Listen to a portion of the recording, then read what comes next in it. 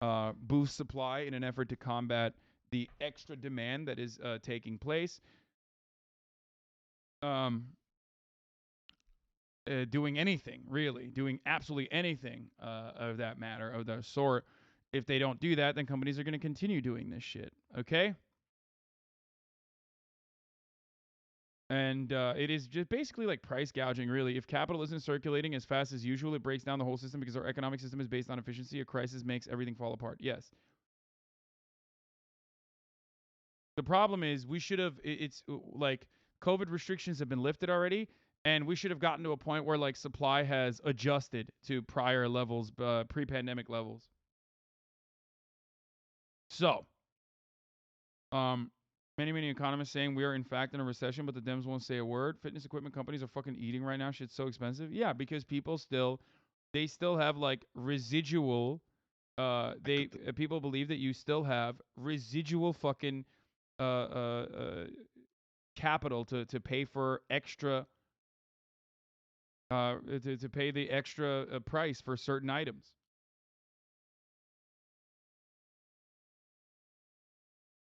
Now, the Fed is a one-trick pony, as I've described time and time again. They only have one fucking mechanism of trying to combat inflation, even though there are numerous mechanisms to combat inflation, because inflation just means the cost of goods is going up, okay? It's not like a secret sauce. It's not a secret fucking magical recipe. It just means that, especially in our current corporate consolidated marketplace, there's a lot of collusion happening. There's a lot of price gouging happening in a way that you will understand it, okay? In words that you understand it. Um, so basically, the Fed is increasing the interest rates in an effort to combat the amount of money that's in circulation currently, making it harder or making it more costly to get fucking loans. And if you can't get loans, the theory is that when you don't have loans, when you can't get loans, you can't grow your business, okay? And you can't hire as many people. If you can't get loans, then you're not building more buildings, for example, right? Pink sauce economics. Yeah, you're just like you're forcing people to reduce confidence in a market that is overheated so that they don't buy as much. Okay? So that you can artificially or by this way making things like a little bit more expensive decrease the demand in certain key sectors. Ultimately, the goal, however, when you decrease demand is to force unemployment, like to forcibly create conditions where companies are like, well, we're not going to eat away at our profit margins, so what we're going to have to do is do some belt tightening. What does that mean? We got to eliminate redundancies. What does that mean? We got to fire people, okay? Just so these fucking workers know their goddamn place. Because we've had genuine labor tightness for the first time, despite being damn near like full employment in the economy for like in pre-pandemic times. We never actually saw a tight labor market. Tight labor markets mean labor finally have negotiating power, okay? Even if they don't have labor unions, which are supposed to create conditions where for labor to have negotiations, to have like a bargaining chip because they're not as replaceable, no matter how fucking entry level the position might be. Okay, they are trying to create conditions where labor no longer has that same level of power, where they're forcing companies to engage in some belt tightening and fire people, to engage in mass layoffs. Now, one of the consequences of such actions is also triggering a potential recession where the economy no longer grows, people do not have money to fucking buy things, and people are starving. Recessions kill people, okay? So the way that the Fed is supposed to combat inflation is by slowly but surely raising interest rates. Anyway, so that is the ultimate goal. That is what they're trying to do. Why can't we target the supply side more adequately? Capitalism. You never target corporations. Any kind of any kind of corporate regulation that does not revolve around giving corporations more money in the form of subsidies or tax breaks or deregulation is considered an inherently anti-capitalist action. Why? Because it targets profit margins, okay? Any action that a corporation takes that reduces their profit margin is an action that is completely unacceptable by a capitalist bourgeois government that works at the behest of capitalist bourgeois or bourgeois capital owners, okay? That's it. But if that's the truth, why socialist and African countries are poor? I wonder if there's a reason for why socialist and African countries are poor. First of all, what the fuck is a socialist country? Is China a socialist country? In which case, do you think China is poor? Because I think they're long dicking the American economy, even with a COVID zero policy. As a matter of fact, I would say because of a COVID zero policy. So what's up with that? Or is China not a socialist country? That's another question for another day, I guess. And as far as African countries goes, I wonder why African countries are poor. Maybe they're kept poor. They are incredibly dense with natural resources. I wonder why they haven't been able to take advantage of said natural resources. Perhaps centuries of exploitation and imperialism, colonialism, and slavery have something to do with it. Anyway. It's literally, as you know, illegal for a company to intentionally reduce profits for shareholders. Lamau. Yes. A board member or a financial advisor's fiduciary responsibility is to improve profit margins at all costs. There are no underdeveloped countries, just overexploited ones? Yes.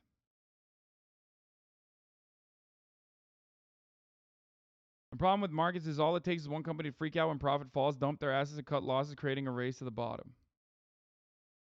Anyway. So.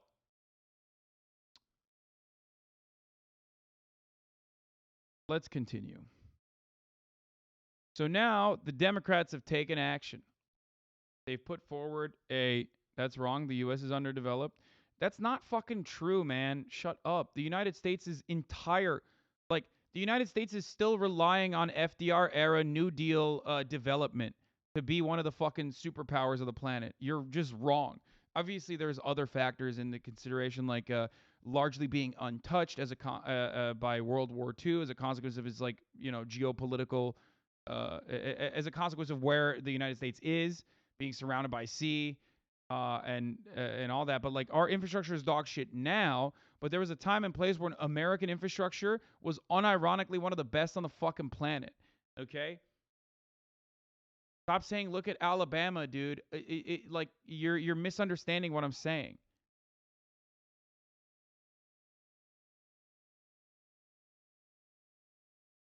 Is the stock market just supposed to grow exponentially forever? Exponential growth on a finite earth is impossible to sustain, so they're just transferring as much wealth as possible as they can. You're arriving at the profit's tendency to fall. But hold on, I am not going to go into that right now. I want to finish this video. Buying only what we need to provide the meals that we allot for. It's the hardest it's ever been to be in business with every cost going up. And this morning, the New York Times Daily actually had a really wonderful fucking piece today about inflation and how inflation or the expectation of inflation ends up fucking creating more inflation. There was a guy who's retired but has a bunch of fucking apartments, okay? And originally he noticed that the price of bacon was going up. So he started going to a different fucking Walmart, instead of Whole Foods, getting his bacon at Walmart. Then gas prices went up. So then, when gas prices went up, he had to make a calculation. Okay, well, am I paying more in gases? Am I paying more in gas prices in an effort to fucking get cheaper bacon, right? So he goes to Aldi or he goes to Walmart or whatever to get bacon at a cheaper price. But then he realizes, oh fuck, now it's more costly. Then his car breaks down. In order to get the car part replaced, he has to pay $450 rather than $350 because the car is he's using the car more because he's going longer distances. Then ultimately, because of the cost increasing all around his existence, he says he simply has no other option but to raise the cost of real estate, right? Like the apartment properties he owns. So then the New York Times asks him, are you going to increase the cost? Because like his, I think his apartment complex, like fees or whatever goes up, right? So as a landlord, they ask him like, are you going to increase the cost of rent? And at first he says, well, we're just going to increase it adjusted to inflation. Yes, I am describing the episode of The Daily, you fucking weirdo. I literally started talking about The Daily. Okay? So then he's like, oh, well, I am going to Canute is live, lol, let's leave. Okay.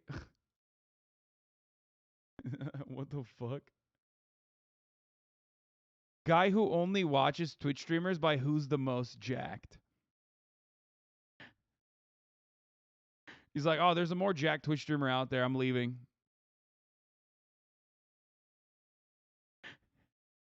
Tragic. Anyway. So, what was I saying? Where the fuck was I? Why did you ban him? I wonder why I banned him. I ban people that promote other people's streams all the time. That's like an incredibly rude thing to do. This person literally said like, hey guys, let's all go and watch someone else. Of course I'm going to ban them. What fucking streamer would allow that? That's like disgusting. Also, I banned that other guy for demanding an answer because fuck you. Anyway, so they ask the landlord, like, are you going to increase the rent? And the landlord originally says, oh, yeah, we might just increase it. We might just increase rent adjusted to, market conditions. And then he steps aside for a second and comes back and says, actually, we're going to increase it by what people can pay for it. And that's the reality. That's how every part of your fucking life, and that's how that's why everything gets more expensive, okay? It's a never-ending cycle of inflation because people go, I'm not even going to fucking increase the cost because, like, we need to pay for these additional costs that we need to pay for. I'm going to increase the cost of existence here because I can, because you will pay for it. That's it. That is, the landlord in that circumstance is unironically unaware that they're doing the exact same thing that these mega corporations are doing. Increasing the cost purely, not because it's more expensive to fucking produce it, but increasing the cost more specifically because people will pay for it. Everyone and it's called market conditions. is watching for the release of the second quarter gross domestic product numbers. Typically, if GDP falls for a second quarter in a row, that could signal a looming recession. But the Biden administration has been insisting that that is not the case this time around, that the economy is simply recalibrating after a post-pandemic boom. Nate? Nancy, thank you. Joining us now is Anyway, progressive leader once said Manchin wasn't a real Democrat. See her reaction to Democratic Manchin's deal. Congresswoman Pramila Jayapal of Washington. She is the senior whip of the Democratic